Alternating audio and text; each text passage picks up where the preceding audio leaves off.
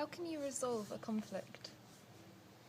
Here is a very good way to resolve conflicts with people, or in companies, or in nations even.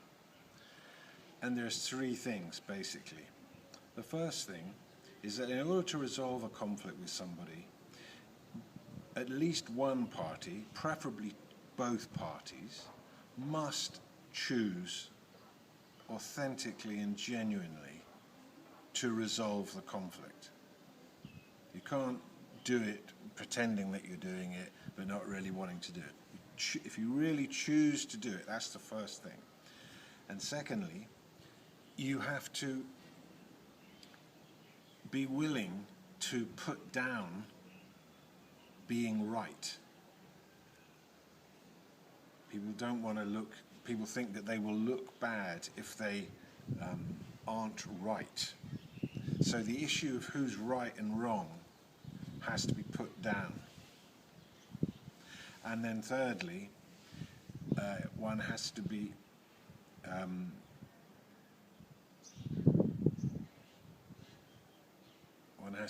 in a position where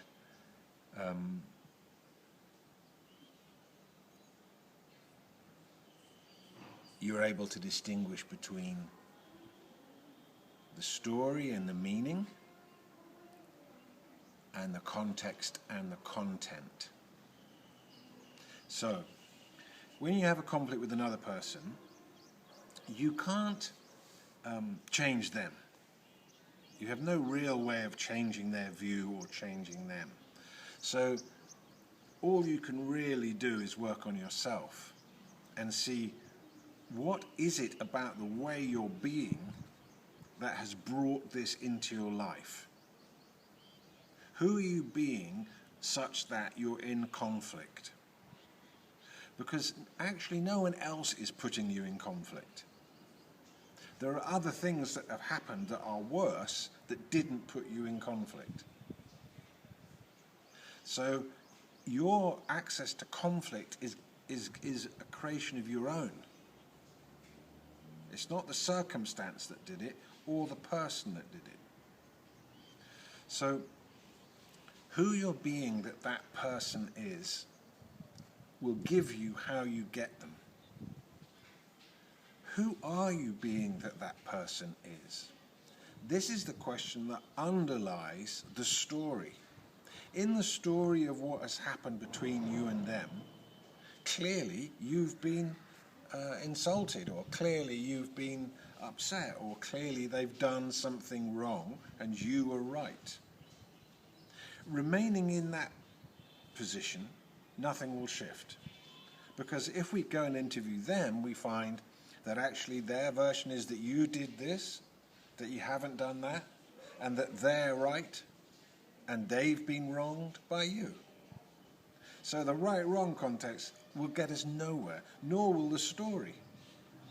Because there isn't actually an objective truth about what happened. There isn't the truth of what happened. Because it's all perspective-based. From one angle you see it this way, from one angle you see it that way, and there is no fixed truth about what happened between you or about it. And that takes a lot of seeing. There is no right view. So then it comes down to always what is at the root of a conflict is beingness. And the beingness took shape in the story. So if you want to resolve the conflict, you have to go to the level of who each other is being that you are, that the other is. So if you're being that you're wrong to be that way, you haven't been with me the way I need to be you to be with me. And what we see is that when we look deeper into that, we'll find that if you have a complaint about the way that someone is being, that underwrites your rightness in the conflict, you'll find that there's a payoff for you in seeing them that way. As long as you see that person that way, what do you actually get by being that? Well, firstly, obviously, we can see that you get to be right. But what else does it give you? Can you see that? Psychologically, what is the payoff for having it that they're bad and wrong for doing this and that? That's where it takes honesty. Just to look at yourself. What's the payoff in seeing it that way? Two people in conflict at the moment in my life. Well, actually, there's a couple of sets of conflicts around, but one of them, one person feels that the other has done something wrong. But if we look deeper, what we see is that really the root of it is that the person feels unrespected, unacknowledged, and it's blown up into this drama, into a battle. And right now those people haven't chosen to resolve it, so they will fight and get other people involved in it, and they'll fight till something happens. But the real winner is always the one who lets love win. What does it take to let love win the day? And what it takes is to own what's going on for you in the matter of this person. Once you've got it clear what the payoff is for seeing this person in that way, for making them wrong, it puts you in a position. It allays something. It allows you to be a certain way. It means you don't have to be another way. Then, once you've understood that, then you've got to look at what the cost of maintaining this conflict will be. And this is where it gets staggering. A small conflict, if held in place, if not dealt with, becomes huge very quickly and much bigger than you would think, and affects more people more deeply than you would actually initially imagine. So the cost is huge, much greater than the little payoff.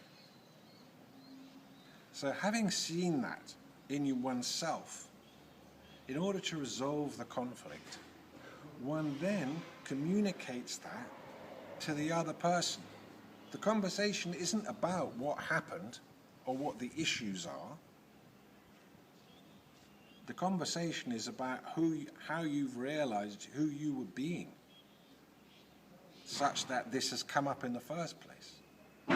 Because the issues themselves are empty. They get filled with beingness. So if you deal and balance and understand and release and let go the unexpressed beingness of the situation, then the actual issues involved become really quite simple.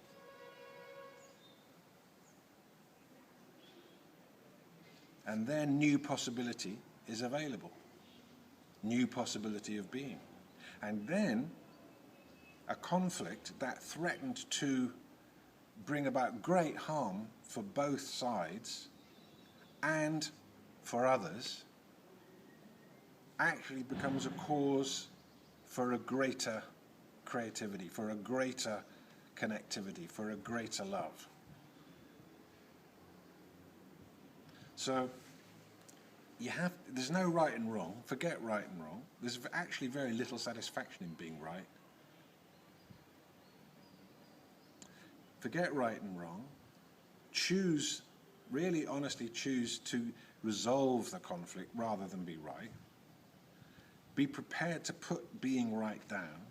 Understand that all you can do is look at yourself and see that who you're being, that this person is such that they've entered into conflict with them.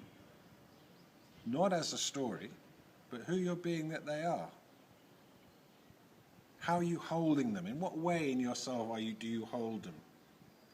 Means who you're being that they are. What are you thinking about them? What do they represent? What does the mirror of their being represent to you? Why is it upsetting? What do they reflect in you? Can you be that honest? Can you be that insightful? Having seen that, what is the payoff for making them bad and wrong? Having seen that, what is the cost? Horrendous. And having seen that, how would you now love it to be? What's really the best outcome that could come from this? And you communicate this. And they communicate it back. And the third party can actually bring this process into being. Or you can just do it in yourself. And you'll find that even if you just do it in yourself and you don't have that conversation with the other person, somehow your position with them has shifted. Somehow your being that they are is shifted such that you're not on the